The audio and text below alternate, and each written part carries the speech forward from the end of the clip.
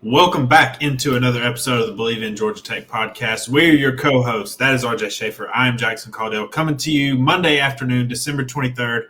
Merry Christmas, happy holidays to all of you. We got to go ahead and record our game preview for Vanderbilt, transfer portal updates, women's basketball, number 13 in the country now in the recently released AP poll. Men's basketball lost to Duke, like we kind of thought they would. But before we get into all that, RJ, how you doing? Are you excited for Christmas? Absolutely. Holiday season, snow on the ground. I don't know. Is it snow there in Georgia? It snows. It's not snowing this year, but it has snowed before. I know a lot of the country, mocks Atlanta for, not being able to handle the snow or snowstorms or, whatever because of some things that happened in the past. But this year, it's just kind of chilly. Like it's a chilly day today, but it's nothing like that Michigan weather.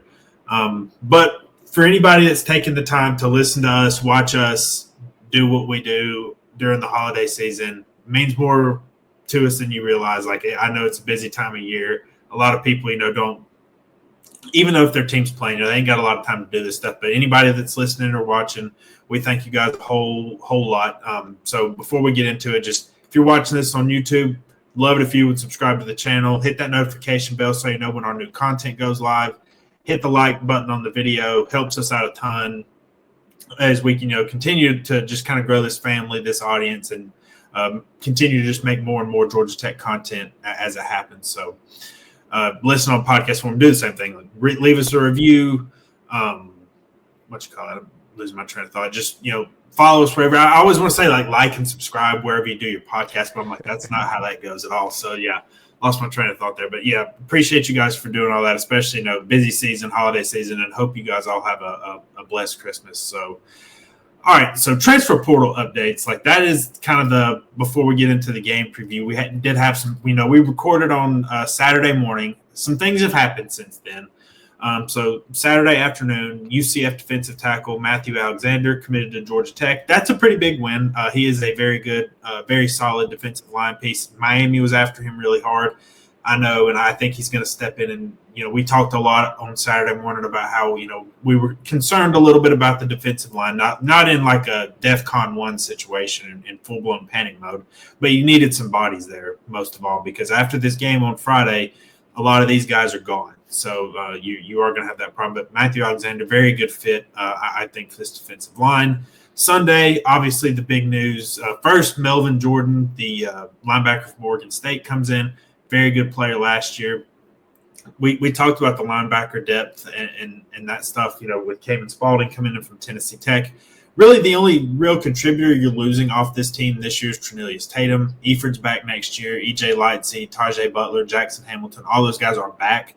But filling in some guys just provide depth, as we saw. Some injuries at positions can cost. Eford was banged up a little bit this year, missed the Notre Dame game. So it's always good to have depth at that position. Then, obviously, the huge news, we were talking a little bit about just kind of the different scenarios going about on Saturday. Malik Rutherford did announce after a couple of days in the portal that he was coming back. And that was obviously even bigger news this morning when it was made official that Eric Singleton did indeed transfer to Auburn. That's kind of where all indications were pointing. We pointed out, I thought it was kind of strange that, he took a couple visits there and still hadn't committed and signed on those visits. But he is going to be an Auburn Tiger next year. Wish him all the best. It's going to be a big year out there on the Plains. I know they're trying to win a lot next year, and he's a heck of a player, and I hope he does well over there. So, but Rutherford being back just gives you some security because he is a veteran. You know what you're getting out of him. Pairing him with Eric Rivers, Dean Patterson, and some of the younger guys that they have, whether it's Isaiah Canyon, Deborah Gatling from the transfer from South Carolina, Bailey Stockton. You now have a little bit of security with Malik there. If he hadn't gone, it wasn't like a doomsday scenario, but you're looking at some transfers and then some young guys would have had to step up. But having Malik back, who is obviously one of the favorite targets of Haynes King, it's huge. One last year from Malik. Malik's, he's done a lot for the program. He's played in some really big games, had some big moments for the program as well. So happy to see that he's back. But RJ, kind of what are your thoughts on the additions? I don't know if you have any extra thoughts on Singleton officially leaving this morning, but kind of just some transfer stuff before we get into football games being played.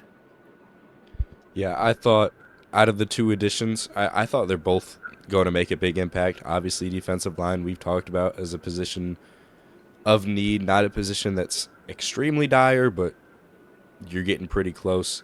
And then Melvin Jordan coming in at the linebacker position, he's going to be fighting, you know, for some of that linebacker time with Kamen Spalding.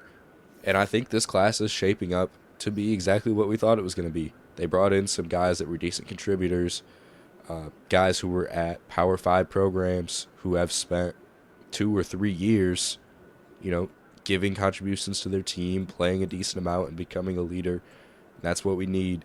So bringing in some veteran talent, bringing in some guys that can add to that room and keep progressing, you know, the guys in your 2025 high school recruiting class that are at an absurd level. I just think it's so key. Yeah.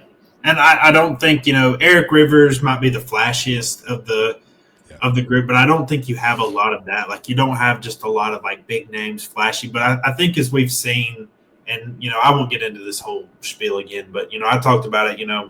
I don't put as much weight in the transfer portal rankings as maybe I did when they first started. That we're still sort of in some ways getting still used to the transfer portal because it's only been around for a few years. It's not like a huge thing in college football for just years and years and years. But just looking at the teams that brought in tons of transfers over the past few years, like not a lot of them have done well, and even the ones that have done reasonably well, like this past year, Ole Miss and Miami, they still fell short of their expectations that they had coming into the year. So I think not a lot of teams that are just piling on these transfers and getting these big flashy names and guys that are ranked highly in the portal are not doing well. And that's not to say you're going to hit on every transfer portal kid. Like it's just like high school. It's the same thing as high school recruiting. You're not going to hit on every single kid you bring in, but I think Tech has done a pretty good job of getting guys that fit the program and that can fit a certain role. Like I said, you don't have a lot of flashy names here, but I think you have some guys that can upgrade your depth and really do some things well. And that's why I really like the Alexander pickup on the defensive line. Like I think he's really he could even be an upgrade in some ways along that front. But they're still gonna have to make some more additions there. I think so. We'll see how the next transfer portal closes on Saturday, I believe. Now that doesn't mean that everybody has to commit and sign by that day, but like nobody can get in it if they're not already in it. I'm sure that makes sense to everybody. So portal is close to wrapping up. We'll have a spring window, I believe, in April, but it'll be full speed to spring practice after this. So we'll still some things happening, but we got one more football game to play, and that game is the Birmingham Bowl. It is finally game week. I know it's holidays, Christmas week, and everything, but there is a football game to be played on Saturday. And look, this isn't just my opinion because I cover the team or because RJ does this podcast with me and is a fan as well. This is one of the better bowl games you're going to watch, and it's for a variety of reasons. And I don't have time to list every single one and go in depth on one. You have a very fun matchup of two very fun quarterbacks with Haynes King and Diego Pavia. You have two head coaches that are alums of their school that care a whole lot about winning at their school. Brent Key, obviously, Clark Lee played at Vanderbilt. So you have that aspect of it. These were two of the most fun teams in the entire country this year. And I think that's I've kind of glossed over a little bit because I think that's the phrase everybody's used when they start talking about this game. It's kind of been, beating that horse to death a little bit. But like these giant killers is the phrase I keep seeing around everywhere. Georgia Tech knocked off Miami, knocked off Florida State to start the year in a big upset, came very close to knocking off Georgia. While, Vanderbilt kept Alabama out of the playoff. If Vanderbilt doesn't win that game, then Alabama is probably in the playoff over SMU, I would imagine. Come close to knocking off Texas. I know Auburn wasn't great this year, but and I don't at all mean this is like disrespectful towards Vanderbilt. But anytime Vanderbilt as a program can beat Auburn, like that's a pretty big deal. They also beat Kentucky. They started the year off with an upset of Virginia Tech. So they've pulled off some upsets, and this has been the best Vanderbilt team that I can recall, probably since James Franklin was there. I know Derek Mason did get them to a bowl game, but this team seems better than those. I haven't done like a deep profile of those Vanderbilt teams past, but I remember when James Franklin was at Vanderbilt. I guess showing my age a little bit here. and those were some good teams. I feel like this is the best team out there. If any Vanderbilt fans are watching this and want to correct me, I'm more than happy to do so. But I think this is a very fun matchup. And like I said, the giant killer thing has been kind of overused, I think, because that's the only phrase people want to use when talking about it. And then looking at their profile statistically, I think they both made improvement. When I watched them, I think it's the defenses. They're both not elite defenses, but they're a lot better than they have been over the past couple of years. They're both pretty good against the run. They struggle some against the pass, and as we'll talk about with Vanderbilt, they really struggle against the pass. And then they're not carbon copies of each other schematically on offense, but I do think they have some similar things with the QB run game. Obviously, I think the run game is the identity, what they want to be on offense. I think Georgia Tech is much better at running the football than Vanderbilt is, but I think you have some similarities there as well. But overall, I think this is one of the better non-playoff games, and for the best reason, I think, is you don't have just a rash of opt-outs everywhere or transfer portal decisions. Like, yes, Eric Singleton is gone. Yes, Tay Seymour is gone. Yes, Romello Hyde is gone. And then Vanderbilt's left tackle, Gunnar Hansen, he is gone as well. You have the bulk of these rosters opting into play, and you still have the bulk of these teams here. These aren't going to be the same two teams on the field next year, because Jordan, there's a lot of seniors playing in this upcoming game as we've discussed, and we'll probably talk about it a little bit more later. But I think that is one of the better aspects of this game is you have, like, this is almost best on best for these two teams. Just kind of, I guess, what are your thoughts on the overall game? Just kind of just some big picture looks at it before we kind of dive into the nitty gritty of it all. Yeah, one of the ways that I've heard it explained that I absolutely love, it is two teams that have had great seasons, and they just want to put the exclamation point in the season.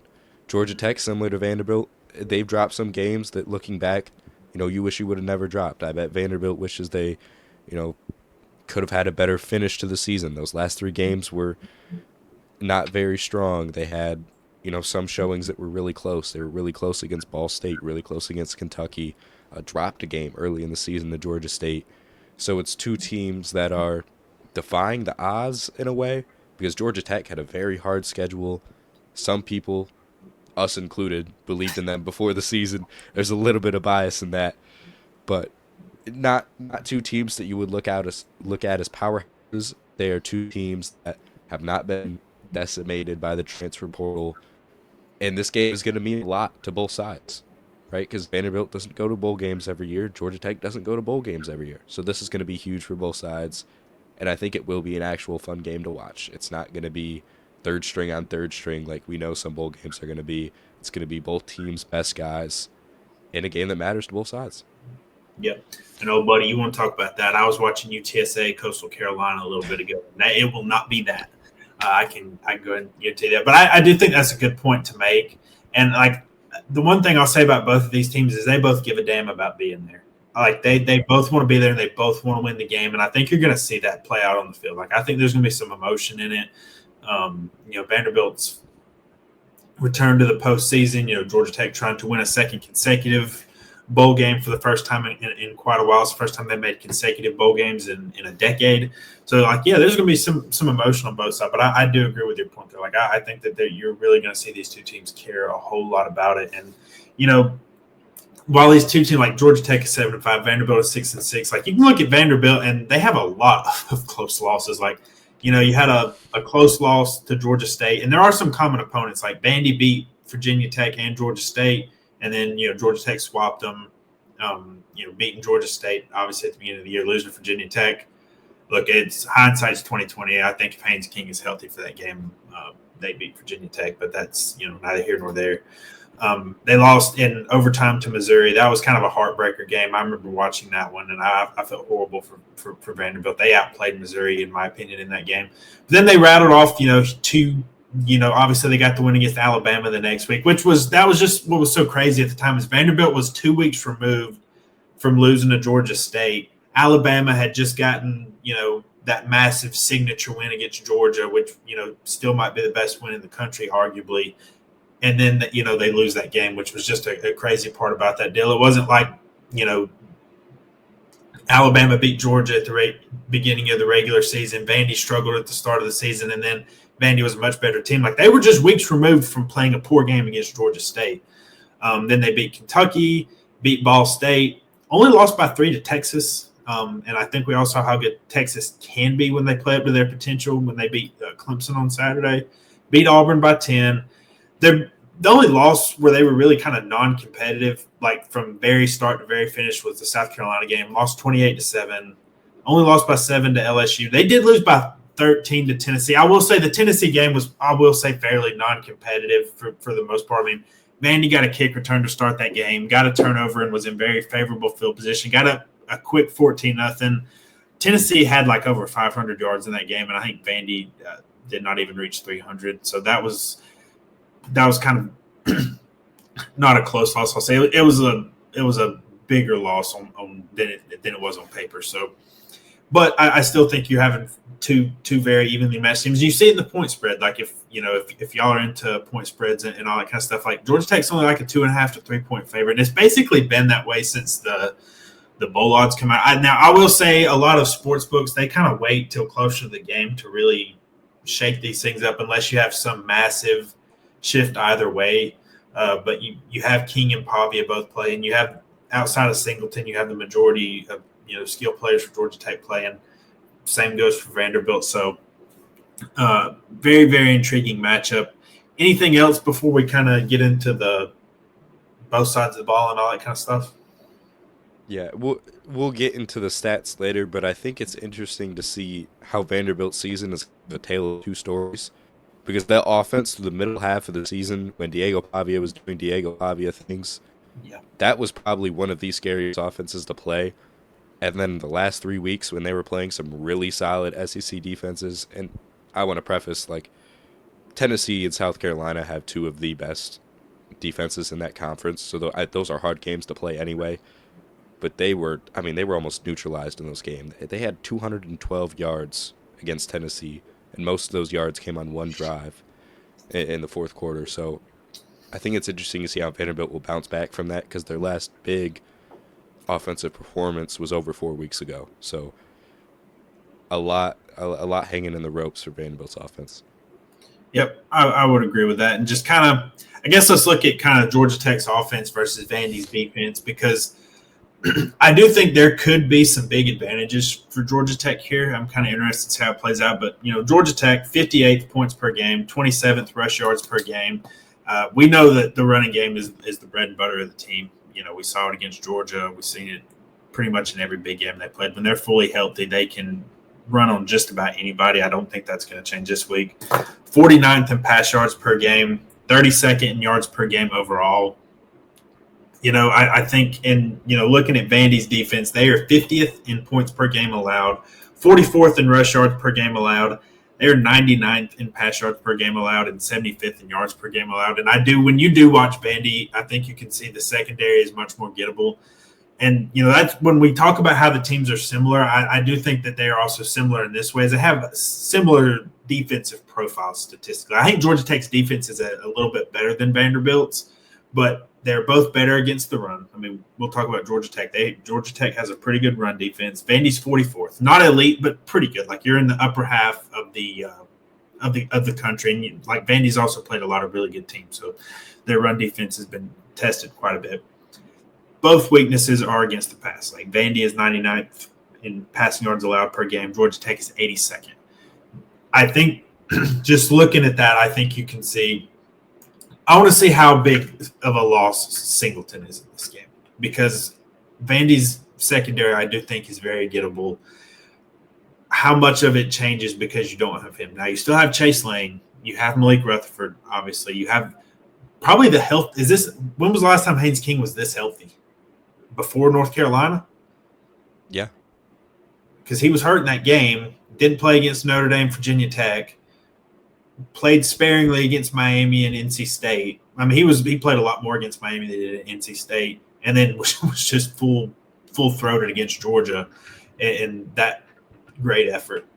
But this is the healthiest he's been in quite a while, and I think they'll have success on Vandy because again, not being disrespectful to anybody on Vandy, but the pass defense has just been very poor this year, and I don't think they're very good at all.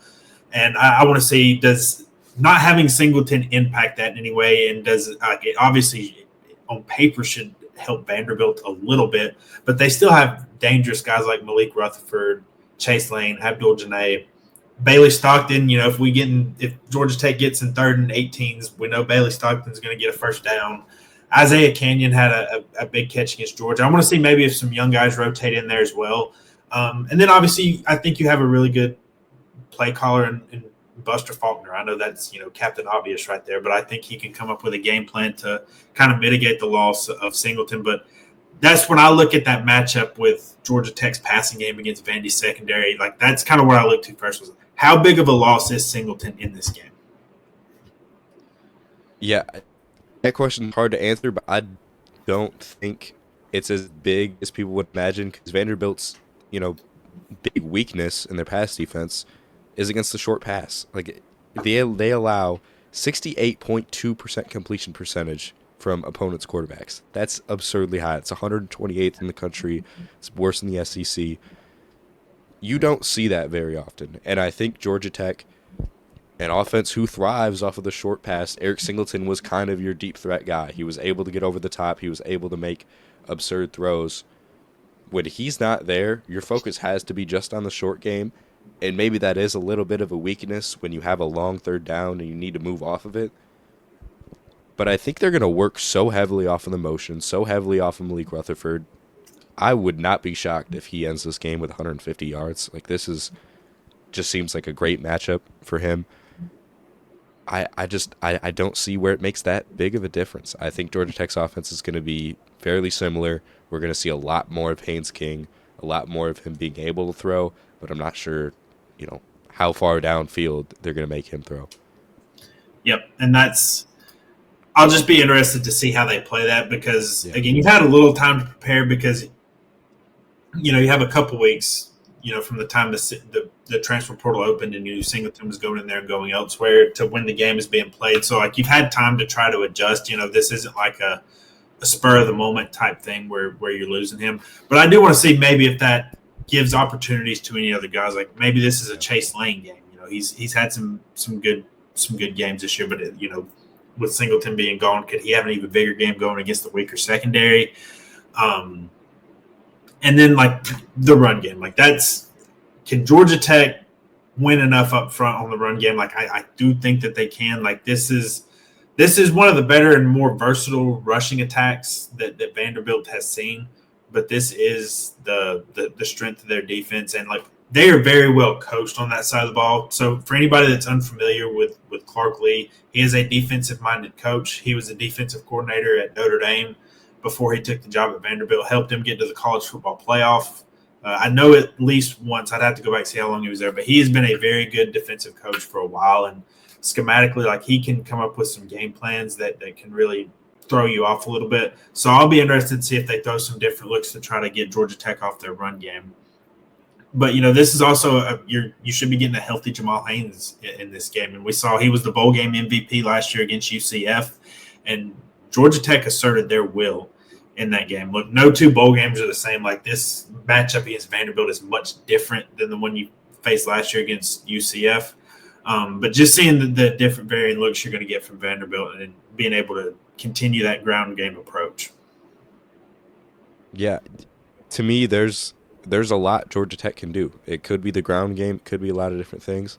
But I think if they set their will early, kind of like you were talking about, I don't see why Georgia Tech could not heavily outgain Vanderbilt. Like I think there's a lot of signs pointing to, this Vanderbilt defense has struggled, especially in the past 3 weeks of the season. Their offense has struggled in the past 3 weeks of the season. We've seen teams be able to do what Vanderbilt stopped really in the first half of the season. I think this is going to be a Jamal Haynes game. You're going to see Haynes King a lot, but I wouldn't be shocked for Georgia Tech to throw some plays out there that weren't on tape before. I think you have a huge opportunity with Haynes King being as close to 100% as he's been in a very long time to try some new things and be able to try and outgain your opponent. I think this could be a big game for the Tech offense. Yep. And shout out to Game on Paper. They usually do a very good job of giving these kind of advanced statistical previews and stuff. Go check out their website. They do a great job. And you can kind of see the Vandy defensive profile here. Like, passing success rate allowed, they are 125th. Like that is clearly the weakness of the defense. 79th in rushing success rate allowed. Look, that's not elite. It's a lot better than 125th, though. And then Georgia Tech, in terms of success rate, 36th overall in offensive success rate, number 17 in the pass, number 81 in run. I think some of those run games where they really couldn't run well were without Haynes King. Like, they could not run well at all against Virginia Tech. They could not run well at all against Notre Dame. And look, Notre Dame has an elite defense, but Haynes King just does so much to open up things in your run game. So I do think those numbers are skewed a little bit by that. And I think Georgia Tech has the advantage up front. Like, I like their matchup with the offensive line against Vandy's D-line. Do you disagree? No, I think Georgia Tech has absolutely outshined expectations on offensive line, and that's not going to change today. Yeah. I mean, there's a whole lot more green than purple when it comes to this offense versus defense matchup. This is the one where I see the biggest advantage being for either team. Like, I think Georgia Tech holds a significant advantage over Vanderbilt's defense. But like I said, I want to give a lot of credit to Clark Lee and what he's done at Vanderbilt. And like I said, I've got a lot of respect for him as a coach and as a game planner. Like, he's been a very good defensive coach for a long time. So I want to see what they can cook up against Georgia Tech's offense. Because, I mean, when fully healthy, I mean, Georgia Tech, I don't think it's a stretch to say is one of the best offenses in the country when they're fully healthy. I totally understand they don't have Eric Singleton, and that's why I kind of let off with I want to see if anything changes when it comes to that, especially how you attack a defense down the field in the secondary. But because he's a good player, and he can beat you deep, he can do a lot of things that hand him the ball off as well. So I want to see if there are any noticeable changes, or maybe it's just next man up. So any final thoughts on this matchup, or are you ready to flip it over? Let's move to Vandy offense. That's right. So I guess just kind of giving a little preview of this, just in terms of statistics, not anything that's going to blow you away, but we'll kind of get into why we think a little differently. So Vandy is 75th in points per game, 86th in rushing yards per game, 116th in passing yards per game, 123rd in yards per game. I will say that while they are not a dominant offense, I know we led the show off with saying they're similar stylistically. I think Georgia Tech has a higher level of player and executes a little bit better. Vandy does some things that can get you, and Pavia can have a big game. Like, he is the absolute epicenter of everything they do offensively. A lot like how Haynes King is similar for Georgia Tech. Like, we saw when Haynes King went out against Notre Dame and against Virginia Tech, things were a little bit not great for the offense. Now, I think Georgia Tech has some advantages elsewhere. I want to see, does Vandy take advantage of any weakness in Georgia Tech's secondary? Because we know that has been kind of the bugaboo a little bit, and then the pass rush as well. You're without your top pass rusher in Romello Height for this game. So I guess what stands out about these two sides of the balls when you see this matchup? Yeah, this is the matchup that by far worries me the most for Georgia Tech, because Vanderbilt, although I don't think they are the best offense in the SEC, and I don't even think they're relatively close to the top, they do thrive off of chaos. Like, that's how they beat Alabama. That's how they won a lot of the games in their schedule. And they have the ability to make some really good plays. Diego Pavia, he's emerged as one of the best quarterbacks in the SEC. And they have a lot of playmakers on offense. I don't think as a full offensive scheme, they are truly, as big of a threat as you think they are in just looking at them on paper. But there are so many ways that they can hurt you, and it's honestly a little bit scary for the Georgia Tech defense, because you're without Tay Seymour, you're without Romello Height, and they can pass the ball on you too. They run the ball a lot, but there's a lot of ways Vanderbilt can hurt you in this game. And like I said, a lot of it does center on Pavia. Yeah. So when you do look at the matchup on paper, expected points added per pass, Vandy is 27th, and Georgia Tech is 78th against that. So there could be an advantage towards Vanderbilt, and they have some talented pass catchers. Like Eli Stowers At tight end, he is a guy I'm watching very closely in this game because we have seen some tight ends burn Georgia Tech this season. I don't need to remind anybody of what Rondé Gadsden did in the Syracuse game. And look, I don't think he's as good as Gadsden, but I do think we've seen a little bit that tight ends have gotten the best of Georgia Tech. You saw it again in the Miami game.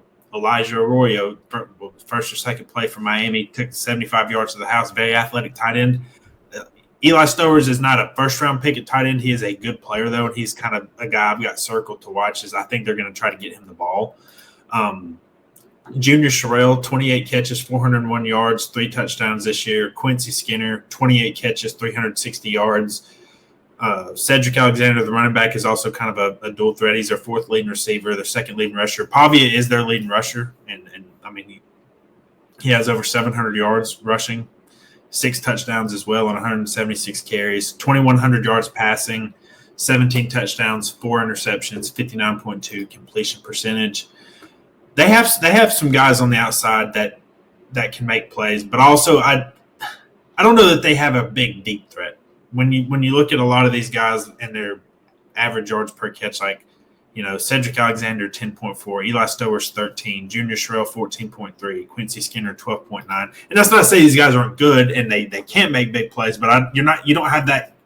I don't think you have anybody that's going to take the top off the defense and just scare you. Or do you think I'm wrong in that aspect? No, the only guy honestly that it could do that is Stowers, because same with Rodney Gadsden. Rodney Gadsden is not the fastest player on Syracuse's offense. When you match him up with a linebacker, he can make some things happen, and I think Stowers is on the same level. Yep, I mean, he very, very good player. Pavia's been sacked 17 times as well. I want to see what they do to try to disrupt him. Because, again, the pass rush, I talk about it every game, and it got better at different points of the year. But, yeah, now you're without your best guy. Sylvain Yonwin played really well towards the end of the year. Jordan Vandenberg is obviously a pretty good player. Can somebody step up on the defensive line to create havoc and cause chaos for Vanderbilt? Because letting Pavia improvise, run around, and do what he wants to is a recipe for you to lose. And I don't know that I can identify that guy right now. And then, the secondary, again, has been the weak point of Georgia Tech's defense. And while I don't think Vanderbilt is just chock full of first-round, second-round guys on the outside and the perimeter, I do think that they have some guys that can hurt you. Like, I think that's a real possibility. And if you don't get disruptive, I think it can happen. But going back to the Buster Faulkner point, like Tyler Santucci's come up with some really good game plans against offenses this year. Even in some games they gave up some yards in. Like he knew against Miami, it was, hey, win the money downs, win 3rd and 4th down. They did a great job of that. Like what are going to be the keys for him to get stops and prevent Vanderbilt from scoring a lot of points? I think, like you said earlier, Vanderbilt's offense centers around Diego Pavia. The Georgia Tech defense has to center around Diego Pavia as well. You have to get pressure on him early. You have to get pressure on him often, because Pavia is a guy that, we hear the phrase attrition a lot. He's a guy that first couple of quarters, it might not look as scary. As the game goes on, he can still hurt you. When your defensive line, when guys get tired, Diego Pavia is still out there and he can still run the ball. I think you have to get after him very, very, very quickly and very fast on defense. I would be, in favor of bringing in a safety, maybe adding an extra guy in the box to come in and blitz Pavia. I think you have to stop him at all costs, and I think that has to be the first thing for Georgia Tech's defense. Yep. All right. For the final time this year, I want you to name an X Factor player on offense, defense, and then give me your final score prediction. Okay, X Factor on offense. I've talked about him a lot in this episode. He seems like the guy that could have the biggest day. For me, it's Malik Rutherford coming back into the portal, a guy that we were really scared would leave. He fits Georgia Tech's offense so well. He has the speed. He has the ability to burn Vanderbilt's outside guys that have been burnt this year. I think Malik Rutherford's in a great spot to make a huge impact. I think he's got to be my X Factor on offense. On defense, there's a lot of ways I could go.